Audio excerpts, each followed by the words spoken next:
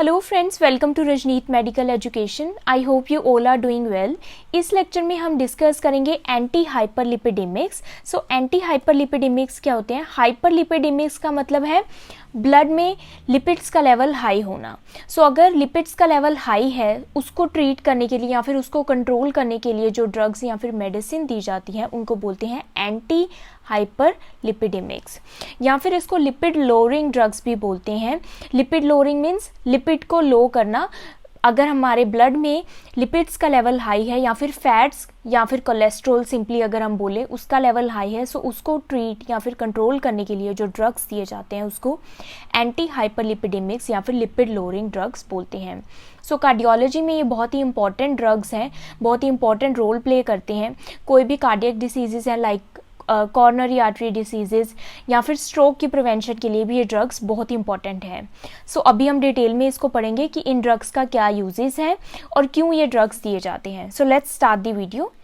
सो anti hyperlipidemics, इसको lipid lowering drugs भी बोलते हैं because they work against high levels of lipids in the blood. इसको anti hyperlipidemics already मैंने बता दिया इसलिए बोलते हैं क्योंकि ब्लड में हाई लेवल अगर हो गया है लिपिड्स का, सो उसके अगेंस्ट ये वर्क करते हैं। यानी कि जो लिपिड्स हैं, लिपिड्स सिंपली क्या है? लिपिड्स फैट्स हैं, फैट्स या फिर कोलेस्ट्रॉल। सो फैट्स और कोलेस्ट्रॉल का लेवल या फिर लिपिड्स का लेवल अगर ब्लड में हाई है, सो उसको ट्रीट या फिर कंट्रोल करने के लिए हम एंटी हाइपरलिपिडेमिक्स या फिर लिपिड लोअरिंग ड्रग्स देते हैं। अब लिपिड्स क्या होते हैं? जैसे कि कोलेस्ट्रॉल, ट्राइग्लिसराइड्स या फिर फॉस्फोलिपिड्स। सो ये सब क्या है? लिपिड्स के टाइप्स हैं। These drugs are used in combination with lifestyle changes. So ये जो ड्रग्स हैं एंटी हाइपरलिपिडेमिक्स, सिर्फ इनको देने से आप प्रॉपर ट्रीटमेंट या फिर प्रॉपर जो कंट्रोल है कोलेस्ट्रॉल का या फिर लिपिड्स का वो नहीं हो सकता। सो इन ड्रग्स के साथ साथ पेशेंट को डाइट या फिर लाइफस्टाइल चेंज भी करना होता है। प्रॉपर डाइट उसकी होगी, मीन्स फैट फ्री डाइट या फिर लो फैट डाइट होनी चाहिए पेशेंट की।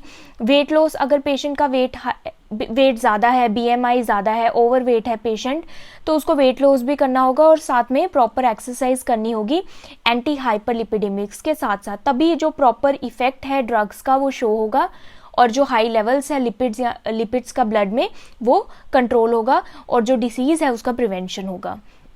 या फिर अगर कोई अंडरलाइंग डिसऑर्डर है या फिर कोई और अंडरलाइंग डिसऑर्डर है, जैसे कि अगर कोई इनहेरिटेड डिसऑर्डर है, इनहेरिटेड डिसीज कंडीशन है या फिर कोई और डिसीज कंडीशन है जिसकी वजह से लिपिड्स का लेवल हाई हो रहा है, सो उसको ट्रीट करना भी इंपॉर्टेंट है इन ड्रग्स के साथ साथ। And treatment of an underlying disorder causing the lipid abnormality to help lower lipid levels.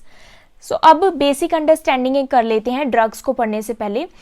In drugs को डिटेल में स्टडी करने से पहले एक बेसिक अंडरस्टैंडिंग हम ले लेते हैं कि ये लिपिड्स क्या हैं। सो सबसे पहले कोलेस्ट्रॉल की बात करते हैं। कोलेस्ट्रॉल क्या है? एक फैटी या फिर वैक्सी मटेरियल है प्रोड्यूस बाय द लीवर। सो ये लीवर से प्रोड्यूस होता है।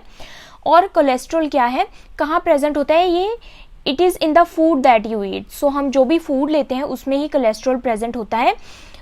सो थोड़े अमाउंट में जो कोलेस्ट्रॉल है हमारी बॉडी में होना, जो प्रॉपर अमाउंट है वो ज़रूरी है क्योंकि कोलेस्ट्रॉल सेल मेम्ब्रेन्स में यूज़ होता है, कुछ हार्मोन्स प्रोड्यूस करने के लिए यूज़ होता है, विटामिन डी प्रोड्यूस करने के लिए यूज़ होता है, या फिर बाइल एसिड जो कि फैट को डाइजेस्ट करते हैं उनमें भी कोलेस्ट्रॉल यूज़ होता है। सो इन सब चीज़ों को बनने के लिए कोलेस्ट्रॉल चाहिए, इसलिए हमारी बॉडी में स्मॉल अमाउंट में कोलेस्ट्रॉल होना ज़रूरी है। सो बॉडी को ज़रूरत है कोलेस्ट्रॉल की, लेकिन स्मॉल अमाउंट में। अगर टू मच ब्लड स्ट्रीम में, हमारे ब्लड में टू मच कोलेस्ट्रॉल हो जाए, बहुत ज़्यादा कोलेस्ट्रॉल हो जाए, तो बहुत सारी डिसीज़ बन सकती है हमारी बॉडी में, जैसे कि development of narrowed arteries.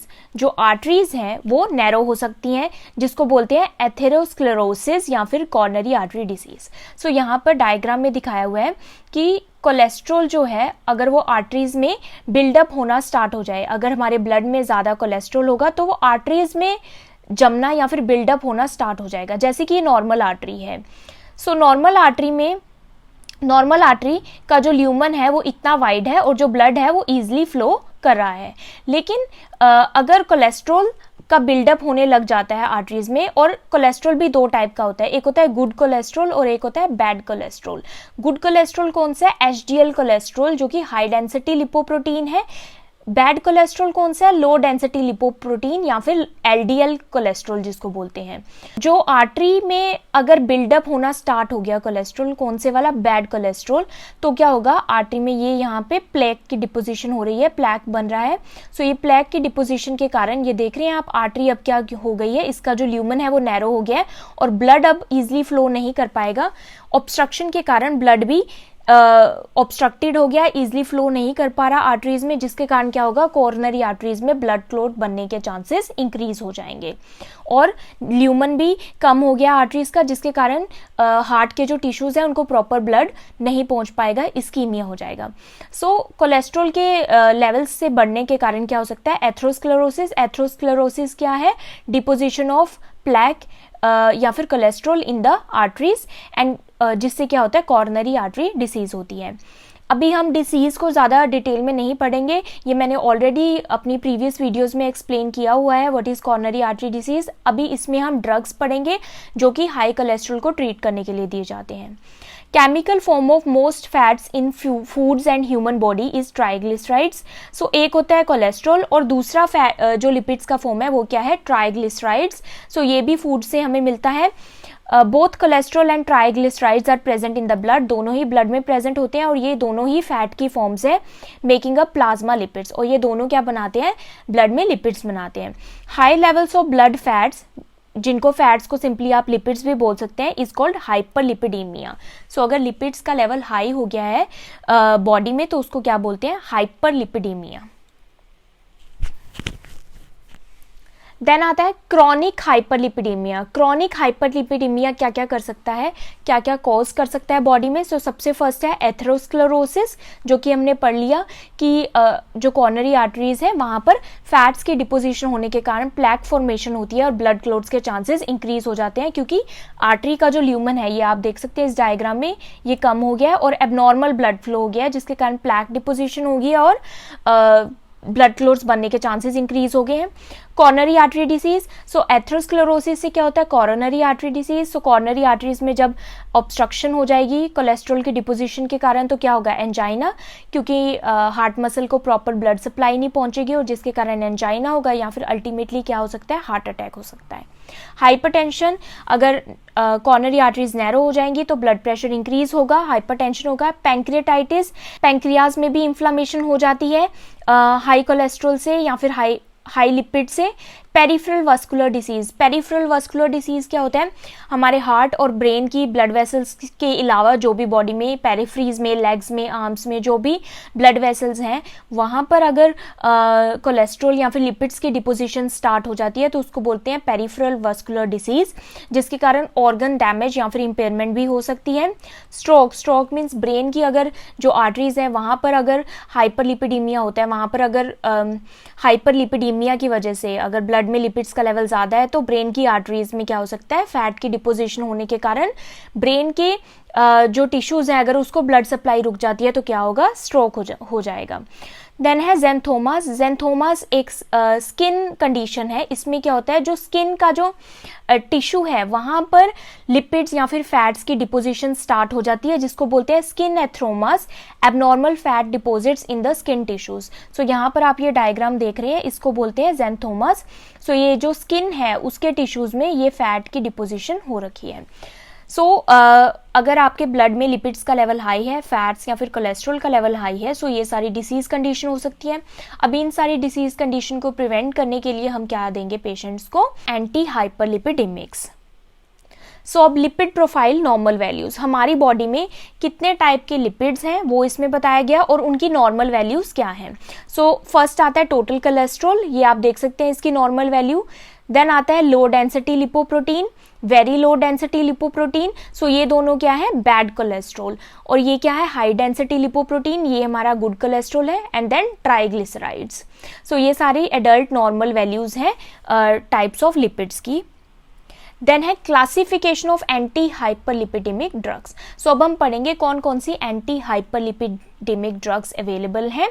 So first आता है HMG को ए रिडक्टेज इनहिबिटर्स, जिसको क्या बोलते हैं, स्टैटिन्स। सो स्टैटिन्स बहुत ही इंपॉर्टेंट ड्रग्स हैं कोलेस्ट्रॉल या फिर लिपिड्स को कंट्रोल करने के लिए। स्टैटिन्स फर्स्ट इंपॉर्टेंट ड्रग्स है। Next is bile acid sequestrants. So bile acid sequestrants भी सेकेंड इंपॉर्टेंट एंटी हाइपरलिपिडेमिक्स हैं। Then cholesterol absorption inhibitors, fibric acid derivatives and nicotinic acid. So first हम पढ़ते हैं स्टैटिन्स। सो स्टैटिन्स बहुत important anti hyperlipidemics है। इसका action क्या है, statins inhibits HMG CoA reductase. सो HMG CoA रिडक्टेज क्या है, एक एंजाइम है। इस एंजाइम को स्टैटिन्स इनहिबिट करता है, इसलिए इसको HMG CoA रिडक्टेज इनहिबिटर्स भी बोलते हैं। एन एंजाइम, और ये जो एंजाइम है ये क्यों इनहिबिट करता है, ये इसको इनहिबिट करने से क्या होगा, क्योंकि ये एंजाइम क्या करता है, responsible for the synthesis of cholesterol in the body. So HMG CoA reductase ये एंजाइम कोलेस्ट्रॉल के लिए रिस्पॉन्सिबल है, कोलेस्ट्रॉल बनने के लिए रिस्पॉन्सिबल है। स्टैटिन्स क्या करता है, इस एंजाइम को इनहिबिट कर देता है, इसलिए इसको क्या बोलते हैं, HMG CoA reductase inhibitors. statins are used primarily to reduce low density lipoprotein, LDL को रिड्यूस करता है क्योंकि ये बैड कोलेस्ट्रॉल है, ट्राइग्लिसराइड्स को रिड्यूस करता है और टोटल ब्लड कोलेस्ट्रॉल लेवल्स को भी डिक्रीज करता है। अब स्टैटिन्स के कौन कौन से ड्रग्स हैं, सो स्टैटिन के जो ड्रग हैं इसके लास्ट में स्टैटिन आता है, स्टैटिन आता है इसलिए इसको स्टैटिन्स बोलते हैं। So first very important drug क्या है, atorvastatin, atorvastatin, then rosuvastatin, third simvastatin, fourth lovastatin, fifth pravastatin and last fluvastatin. So ये सारे ड्रग्स बहुत इंपॉर्टेंट हैं। मेनली जो कॉमनली यूज़ होते हैं वो atorvastatin, rosuvastatin and simvastatin use होते हैं, बाकी भी यूज़ होते हैं, प्रावास्टैटिन भी यूज़ होता है। सो इन ड्रग्स को अच्छे से देख लें, और ये इनकी एडल्ट डोज है, ये सारी इनकी डोजेज हैं, adult doses. So like atorvastatin 10 to 80 mg use होता है orally once daily. Usually atorvastatin night में दिया जाता है, बाकी स्टैटिन यूजुअली नाइट में दिए जाते हैं आफ्टर फूड। स्टैटिन्स के जो साइड इफ़ेक्ट्स हैं वो माइल्ड होते हैं और डिसअपियर हो जाते हैं जैसे ही बॉडी एडजस्ट करने लगती है ड्रग्स के साथ। जैसे अगर आप फर्स्ट टाइम स्टैटिन लेते हैं तो आपको ये साइड इफ़ेक्ट्स देखने को मिलेंगे, जैसे कि स्टमक अपसेट, मोस्टली ये क्या है, GIT डिस्कम्फर्ट है, गैस्ट्रोइंटेस्टाइनल सिम्टम्स हैं, स्टमक अपसेट हो सकता है, गैस, कॉन्स्टिपेशन, एब्डोमिनल पेन और स्टमक क्रैम्प्स। सो ये जैसे ही आप ड्रग्स आप लेते रहेंगे और बॉडी अडेप्ट कर लेगी इन ड्रग्स को, सो ये जो साइड इफ़ेक्ट्स हैं वो डिसअपियर हो जाएंगे। देन एडवर्स इफेक्ट्स इसके क्या है, एडवर्स इफेक्ट्स जो कि रेयर है लेकिन फिर भी हो सकते हैं, जैसे कि रैप्डोमाइलोसिस। रैप्डोमाइलोसिस क्या होता है, इसका मतलब है मसल का ब्रेकडाउन होना, जो मसल टिश्यू है उसका ब्रेकडाउन होना। रैप्डोमाइलोसिस के जो साइंस हैं वो क्या है, muscle soreness, generalize muscle pain होगा, मसल पेन, वीकनेस हो गई आपको, जो पेशेंट है जो स्टैटिन्स पर होते हैं उनको वीकनेस फील होती है, vomiting, stomach pain, brown urine. Brown urine क्यों होता है, क्योंकि जो मसल है वो ब्रेकडाउन होकर वो यूरिन के थ्रू उनके जो बिट्स हैं वो एक्सक्रीट होते हैं, इसलिए ब्राउन कलर का यूरिन आएगा। और इसका जो एडवर्स इफेक्ट है वो क्या है, किडनी फेलियर। सो किडनीज पर भी स्टैटिन्स, जो ऑलरेडी किडनी फेलियर के पेशेंट्स हैं उनको स्टैटिन्स और ज़्यादा क्रेटिनिन को हाई कर सकता है, ब्लड यूरिया नाइट्रोजन को हाई कर सकता है। सो किडनी फंक्शन टेस्ट जो है रूटीनली परफॉर्म किए जाते हैं ऑन पेशेंट्स जो कि स्टैटिन्स लेते हैं। और अगर किडनी फेलियर का पेशेंट है या फिर कोई AKI का पेशेंट है, एक्यूट किडनी इंजरी का, सो उसमें तो रूटीनली मॉनिटर किया जाता है किडनी फंक्शन जो कि स्टैटिन्स लेते हैं पेशेंट उनका। देन स्टैटिन में cause decrease liver function, liver पर भी ये इफेक्ट डाल सकता है, इससे लीवर फंक्शन भी रेगुलरली मॉनिटर करना है। Next is teaching for patients who are on statins. So statins जो पेशेंट्स ले रहे हैं उनके लिए क्या क्या एजुकेशन ज़रूरी है। फर्स्ट है, statin should not be given to patient who consume more than 2 alcoholic drinks per day because drinking alcohol puts even more stress on the liver. So जो पेशेंट्स अल्कोहल कंज्यूम कर रहे हैं और साथ में ही पेशेंट्स स्टैटिन्स भी ले रहे हैं, फर्स्ट थिंग अल्कोहल जो है लीवर पर स्ट्रेस डालती है, लीवर फंक्शन को डिक्लाइन करती है, और स्टैटिन्स भी लीवर फेलियर कोज कर सकते हैं या फिर लीवर फंक्शन को डिक्लाइन कर सकते हैं। सो अगर स्टैटिन्स और अल्कोहल दोनों टुगेदर कंज्यूम कर रहा है पेशेंट तो लीवर पर बहुत ज़्यादा स्ट्रेस पड़ेगा, इसलिए पेशेंट को एजुकेट करना है कि स्टैटिन्स के साथ अल्कोहल कंज्यूम ना करें, और अगर वो कंज्यूम कर भी रहा है तो 2 अल्कोहलिक ड्रिंक से ज़्यादा उसकी अल्कोहलिक कंजप्शन नहीं होनी चाहिए पर डे की। देन है regularly assess the patient for sign and symptoms of decrease liver function. So liver function को रेगुलरली असेस करना है अगर पेशेंट स्टैटिन्स पर है। साथ में ही रीनल फंक्शन को भी मॉनिटर करना है।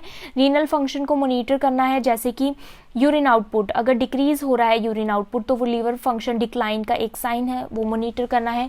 Blood urea nitrogen creatinine increase हो रहे हैं अगर इनके levels, it means renal function decline हो रहा है। Check for signs of rhabdomyolysis. Rhabdomyolysis हमने ऑलरेडी डिस्कस किया, मसल वीकनेस, मसल्स में पेन होना, बॉडी में पेन होना और डार्क कलर यूरिन आना बिकॉज ऑफ मसल ब्रेकडाउन। ये क्या है? रेब्डोमाइलोसिस है। ये एक एडवर्स इफेक्ट है स्टैटिन्स का। रेब्डोमाइलोसिस की वजह से रीनल फेलियर हो सकता है, इसलिए साइंस ऑफ रेब्डोमाइलोसिस चेक करना भी बहुत इंपॉर्टेंट है। Then contraindicated in pregnancy and breast feeding. Statins pregnancy और ब्रेस्ट फीडिंग में नहीं दिए जाते क्योंकि ये प्लेसेंटा को क्रॉस करती हैं। अगर प्रेग्नेंट लेडी स्टैटिन्स कंज्यूम कर रही है और वो स्टैटिन्स प्लेसेंटा से क्रॉस होकर जो ग्रोइंग फीटस है वहाँ पर क्रॉस हो जाते हैं, और ग्रोइंग फीटस के डेवलपमेंट के लिए क्या ज़रूरी है? फैट ज़रूरी है, कोलेस्ट्रॉल ज़रूरी है, बेबी की जो ग्रोथ है उसके लिए ज़रूरी है, सेल्स बनने के लिए ज़रूरी है, ब्रेन डेवलपमेंट के लिए ज़रूरी है। और अगर स्टैटिन्स प्रेग्नेंट लेडी लेती है तो बेबी की जो ग्रोथ है उस पर इफेक्ट पड़ता है, इसलिए नहीं दिया जाता प्रेग्नेंट लेडी को। ब्रेस्ट फीडिंग या फिर लैक्टेटिंग मदर को भी नहीं दिया जाता क्योंकि बेबी मिल्क के थ्रू स्टैटिन्स को देन कंज्यूम कर सकता है और बेबी की जो ग्रोथ है उस पर इफेक्ट पड़ेगा। देन है statin should be administered 1 hour before और 4 hours after the administration of bile sequestering drugs. Bile sequestering drugs क्या है? Another type of anti hyperlipidemic drugs हैं। सो बाइल सिक्वेस्ट्रिंग ड्रग्स और अगर स्टैटिन दोनों इकट्ठे दिए जाते हैं तो क्या होगा? साइड इफेक्ट्स इंक्रीज हो जाएंगे। साइड इफेक्ट्स का जो एफिकेसी है, जो उसका इफेक्ट है वो बहुत ज़्यादा शो होगा, इसलिए और या फिर ड्रग्स आपस में इंटरफेयर भी कर सकते हैं, इसलिए 1 आवर बिफोर या फिर 4 घंटे बाद ही दिए जाते हैं। और यूजुअली जो स्टैटिन्स है वो इवनिंग में एडमिनिस्टर किए जाते हैं, इवनिंग में पेशेंट उनको लेते हैं। सो नेक्स्ट टाइप है एंटी हाइपरलिपिडेमिक्स का bile acid sequestrants. So bile acid सिक्वेस्ट्रेंट्स क्या करते हैं? सबसे पहले हम डायग्राम की हेल्प से इसको समझते हैं, फिर हम इसको डिटेल में डिस्कस करेंगे। सो बाइल एसिड जो लीवर से सिंथेसाइज होता है, सो बाइल एसिड लीवर से बाइल डक्ट के थ्रू इंटेस्टाइन में आता है। जैसे ही हम ये ड्रग लेते हैं, सो ये ड्रग क्या करता है? जो बाइल एसिड है उसके साथ बाइंड हो जाता है। बाइल एसिड के साथ बाइल एसिड सिक्वेस्ट्रेंट्स बाइंड हो जाते हैं, जिससे क्या होता है कि बाइल एसिड स्टूल्स के थ्रू या फिर फीसिस के थ्रू हमारी बॉडी से एक्सक्रीट हो जाता है और वापस जो इसकी रीएब्जॉर्प्शन है लीवर में वो बहुत ज़्यादा कम हो जाती है, डिक्रीज हो जाती है। उसकी वजह से क्या होता है? जब बाइल एसिड लीवर में वापस नहीं जाएगा तो जो कोलेस्ट्रॉल लीवर में ऑलरेडी प्रेजेंट है वो कोलेस्ट्रॉल क्या होगा? बाइल एसिड में कन्वर्ट होगा। कोलेस्ट्रॉल बाइल एसिड में कन्वर्ट क्यों होगा? क्योंकि बाइल एसिड तो चाहिए लीवर को। अब लीवर में बाइल एसिड दोबारा नहीं जा रहा, उसकी भरपाई करने के लिए क्या होगा? जो कोलेस्ट्रॉल प्रेजेंट है लीवर में वो बाइल एसिड में कन्वर्ट हो जाएगा। सो इससे क्या होगा? जो लो density lipoprotein cholesterol, LDL cholesterol जो है या फिर बैड कोलेस्ट्रॉल है, उसका लेवल हमारी बॉडी में क्या होगा? डिक्रीज हो जाएगा। सो बाइल एसिड सिक्वेस्ट्रेंट्स बेसिकली क्या करते हैं? कोलेस्ट्रॉल के लेवल को डिक्रीज करने में हेल्प करते हैं। अब इसको हम पढ़ते हैं, इसका एक्शन क्या है? Bile acid sequestrants bind bile acid in the intestine. So ये इंटेस्टाइन में जो बाइल एसिड है उसके साथ बाइल एसिड सिक्वेस्ट्रेंट्स बाइंड हो जाते हैं and increase the excretion of bile acid in the stool, और स्टूल में इसके एक्सक्रीशन को, बाइल एसिड के सिक्रीशन को इंक्रीज कर देते हैं। This reduces the amount of bile acids returning to the liver and forces liver to produce more bile acid to replace the bile acid lost in the stool. इससे क्या होगा? जो liver में bile return होना था intestine से reabsorb होके वो लीवर में वापस नहीं गया। अब लीवर क्या चाहता है कि वो बाइल एसिड को रिप्लेस करे। अब वो रिप्लेस कैसे करेगा? In order to produce more bile acid the liver converts more cholesterol into bile acid. अब जो हमारे ब्लड में जो कोलेस्ट्रॉल प्रेजेंट है, लीवर क्या करेगा? वो कोलेस्ट्रॉल लेगा और उस कोलेस्ट्रॉल को बाइल एसिड में कन्वर्ट करना स्टार्ट कर देगा, which lowers the level of cholesterol in the blood, जिससे ब्लड में कोलेस्ट्रॉल का लेवल क्या हो जाता है? कम हो जाता है। बाइल एसिड सिक्वेस्ट्रेंट्स कौन कौन से होते हैं? ये ड्रग्स, फर्स्ट है कोल्स्टाइरामीन। कोल्स्टाइरामीन की ये एडल्ट डोज है। देन है कोलसेवलम, ये कोलसेवलम की एडल्ट डोज है। एंड देन है कोलेस्टिपोल। सो ये 3 ड्रग्स क्या है, बाइल एसिड सिक्वेस्ट्रेंट्स हैं। सो इसका मैकेनिज्म ऑफ एक्शन क्लियर है। नेक्स्ट है uses of bile acid sequestrant. So अभी हमने डिस्कस कर लिया ये क्या करते हैं, these drugs lower blood levels of low density lipoprotein. Low density lipoprotein का जो लेवल है उसको डिक्रीज करते हैं। देन इसके साइड इफेक्ट्स क्या हैं, जीआई सिम्टम्स। इससे जीआई सिम्टम्स होते हैं, जीआईटी डिस्कम्फर्ट हो जाता है, जैसे कि constipation, bloating, nausea, vomiting and gas. Adverse effect of bile sequestering drugs क्या है, decrease ability of absorption of oral drugs. So जो ओरल ड्रग्स हैं, जो दूसरी ओरल ड्रग्स हैं, उनकी एब्जॉर्प्शन को ये डिक्रीज कर देता है। क्यों, बाइल सिक्वेस्ट्रिंग ड्रग्स क्या कर रहा है, बाइल की जो एक्सक्रीशन है उसको इंक्रीज कर रहा है इंटेस्टाइन से थ्रू स्टूल्स। सो जो दूसरे ओरल ड्रग्स हैं उनकी एब्जॉर्प्शन भी इंटेस्टाइन में डिक्रीज हो जाती है, उनकी एबिलिटी ऑफ एब्जॉर्प्शन भी डिक्रीज हो जाती है। फैट सोल्यूबल जो वाइटामिन हैं, जो वाइटामिन हम ले रहे हैं जो कि फैट सोल्यूबल हैं, वो फैट सोल्यूबल हैं, तो ये क्या कर रहा है, बाइल को बॉडी से एक्सक्रीट कर रहा है, जिसकी वजह से फैट सोल्यूबल वाइटामिन की जो एब्जॉर्प्शन है वो कम हो जाती है। सो पेशेंट में need to take a daily vitamin supplement, क्योंकि vitamin fat soluble vitamin absorb नहीं हो रहे, तो पेशेंट को क्या लेना पड़ेगा, डेली एक वाइटामिन सप्लीमेंट लेना पड़ेगा। देन है increase risk of bleeding with warfarin. Warfarin क्या है, वॉरफरीन एंटाइकोगुलेंट है, और अगर ये पेशेंट बाइल सिक्वेस्ट्रिंग ड्रग्स भी ले रहे हैं और वॉरफरीन साथ में ले रहे हैं तो क्या होगा, रिस्क ऑफ ब्लीडिंग इंक्रीज हो जाएगा by decreasing absorption of vitamin के, क्योंकि ये जो बाइल सिक्वेस्ट्रिंग ड्रग्स हैं फैट सोल्यूबल विटामिन की एब्जॉर्प्शन को डिक्रीज करते हैं, तो विटामिन के की एब्जॉर्प्शन को भी डिक्रीज कर रहा है। इट मीन्स क्योंकि फैट सोल्यूबल विटामिन कौन से हैं, vitamin A, D, E and K. So vitamin के की एब्जॉर्प्शन को डिक्रीज करने के कारण जो ब्लीडिंग रिस्क है वो इंक्रीज हो जाता है। और can decrease the absorption of warfarin by rapidly eliminating warfarin. और ये क्या करता है, वॉरफरीन के एक तो ब्लीडिंग रिस्क इंक्रीज कर सकता है, विटामिन के की एब्जॉर्प्शन जो है कम हो जाती है इसलिए। दूसरा ये ऑपोजिट भी कर सकता है, जो वॉरफरीन है उसकी जो एलिमिनेशन है उसको इंक्रीज कर देगा गट से। अगर वॉरफरीन जो है वो भी एक ऑरल ड्रग है और अगर वो एक्सक्रीट आउट हो जाती है बॉडी से, सो उसका जो इफेक्ट है वो कम भी हो सकता है। सो दोनों ही एक्शन हो सकते हैं बाइल सिक्वेस्ट्रिंग ड्रग्स लेने से। सो इसके लिए चेक करने के लिए कि वॉरफरीन एब्जॉर्ब हो रहा है बॉडी में या नहीं, या फिर वॉरफरीन अपना इफेक्ट शो कर रहा है या नहीं, उसके लिए हम क्या मॉनिटर करेंगे, रेगुलर INR मॉनिटर करेंगे, इंटरनेशनल नॉर्मलाइज रेशो। सो ये आप वॉरफरीन वाली वीडियो देख सकते हैं समझने के लिए डिटेल में कि INR क्या है या फिर वॉरफरीन कैसे वर्क करता है।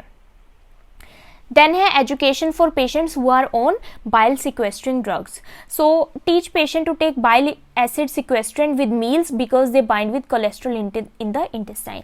सो मील्स के साथ या फिर फूड के साथ ये ड्रग्स लेनी चाहिए, क्योंकि जो भी फूड में कोलेस्ट्रॉल होगा ये उसके साथ बाइंड हो जाएंगे। सो क्योंकि ये इंटेस्टाइन में कोलेस्ट्रॉल के साथ बाइंड करता है इसलिए। Remind them not to take other drugs for at least 2 hours before या फिर 4 to 6 hours after taking this drug. इस ड्रग को लेने के 2 घंटे पहले तक कोई ड्रग ना ले और 4 से 6 घंटे के बाद तक कोई भी ड्रग ना ले, बिकॉज ये क्या कर सकते हैं, इंटरफेयर कर सकते हैं दूसरी ड्रग्स की एब्जॉर्प्शन के साथ। Tablets form should be taken with large amount of water to prevent stomach and intestinal problems such as bowel obstruction. So ये जो drugs हैं ये ज़्यादा अमाउंट ऑफ वाटर के साथ लेनी चाहिए ताकि जो भी इंटेस्टाइनल प्रॉब्लम्स है वो ना हो, जैसे कि स्टमक अपसेट या फिर बाउल ऑब्स्ट्रक्शन। देन है थर्ड टाइप एंटी हाइपरलिपिडेमिक्स का, cholesterol absorption inhibitors. So name से ही क्लियर है, कोलेस्ट्रॉल एब्जॉर्प्शन इनहिबिटर्स। इसमें जो ड्रग आता है कोलेस्ट्रॉल एब्जॉर्प्शन इनहिबिटर्स में वो कौन सा है, एजिटेमाइब। अब एजिटेमाइब कैसे वर्क करता है पढ़ते हैं। Ezetimibe reduce blood cholesterol levels by inhibiting the absorption of cholesterol from the small intestine.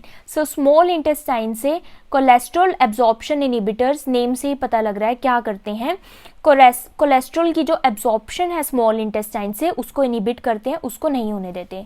This leads to a decrease in delivery of intestinal cholesterol to liver. इससे क्या होता है, लीवर जो है लीवर में कोलेस्ट्रॉल दोबारा से रीएब्जॉर्ब नहीं होता, reducing hepatic cholesterol stores and increasing clearance from the blood.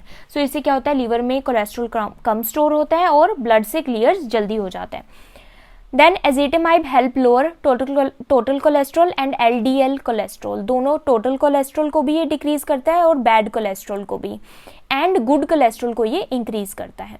एजिटेमाइब is for patient who can not take statins due to side effect.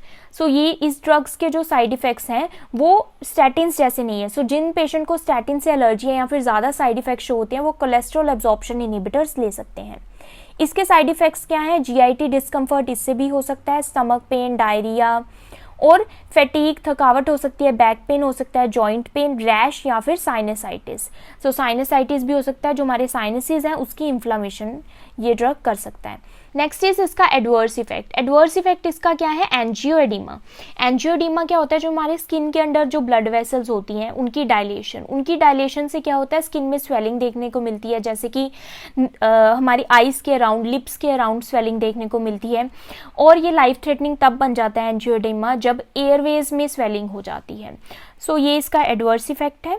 Next है फोर्थ टाइप जो है एंटी हाइपरलिपिडेमिक्स का, वो है fibric acid derivatives. So fibric acid derivatives क्या होते हैं? इसको फाइब्रेट्स भी बोलते हैं। Fibrates activate cell lipid receptors. So cells के ऊपर जो लिपिड्स के रिसेप्टर्स होते हैं ये उनको एक्टिवेट कर देते हैं। फाइब्रिक एसिड डेरिवेटिव्स या फिर फाइब्रेट्स इसको बोलते हैं।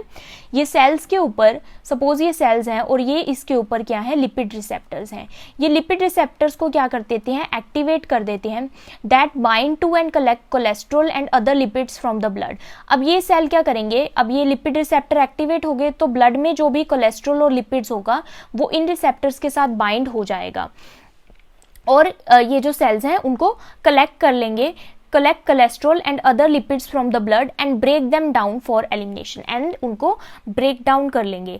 अब ब्रेक डाउन करने के बाद क्या होगा? ये जो लिपिड्स हैं और कोलेस्ट्रॉल है ये बॉडी से एलिमिनेट हो जाएगा। दे डिक्रीज, ये क्या डिक्रीज करते हैं? Triglyceride levels and cause a mild increase in HDL. HDL means good cholesterol. तो ये ट्राइग्लिसराइड लेवल्स को डिक्रीज करते हैं और गुड कोलेस्ट्रॉल को इंक्रीज करते हैं।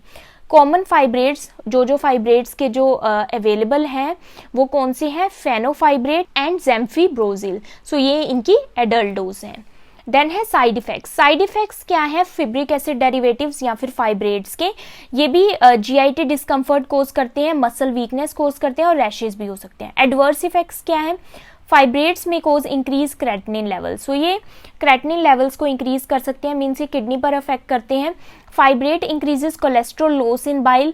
ये बाइल से जो है कोलेस्ट्रॉल के लॉस को इंक्रीज करते हैं, विच में lead to the development of cholesterol based gall stones.